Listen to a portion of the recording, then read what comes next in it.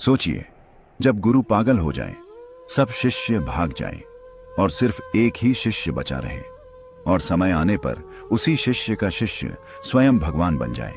संदीपनी जी अपने गुरु की सेवा में पूर्ण समर्पण के साथ रहते थे। सेवा, बिना प्रश्न, बिना शर्त, बिना अपेक्षा। उनके लिए गुरु की आज्ञा ही जीवन का धर्म थी। एक दिन गुरु जी ने एक अद्भुत लीला आरंभ की।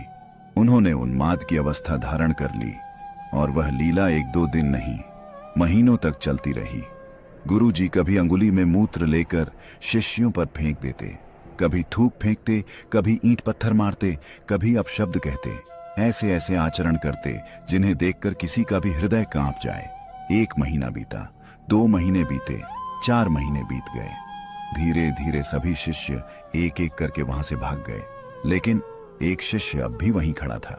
न भागा, न रुका, बस सेवा करता रहा। वह था संदीपनी जी। एक दिन गुरुजी अचानक शांत हो गए, नेत्रों में स्थिरता आई और उन्होंने कहा, बेटा, पता नहीं मुझे क्या हो गया था, भगवान की कृपा से अब शांति आई है। बताओ, बाकी शिष्य कहाँ हैं? संदीपनी जी ने हाथ जोड़कर कहा, गुरुदेव, सब चले गए। गुरुजी ने पूछा, क्यों? संदीपनी जी बोले, कुछ आपको पागल समझकर चले गए और कुछ आपके आचरण से भयभीत होकर। गुरुजी बोले, क्या मैंने तुम पर कुछ नहीं फेंका था? संदीपनी जी ने नम्रता से कहा, हाँ गुरुदेव, फेंका था। गुरुजी बोले, तो तुम क्यों नहीं भागे? संदीपनी जी बोले, गुरुदेव, अगर मैं भी चला जाता तो आपको भोजन कौन देता? आपको स्नान कौन कराता? आपकी सेवा कौन करता? आपकी आज्ञा का पालन कौन करता? मैं सब सहता रहा, क्योंकि मेरे लिए गुरु सेवा ही साधना थी। यह सुनते ही गुरुजी की आंखों से आंसू बहने लगे।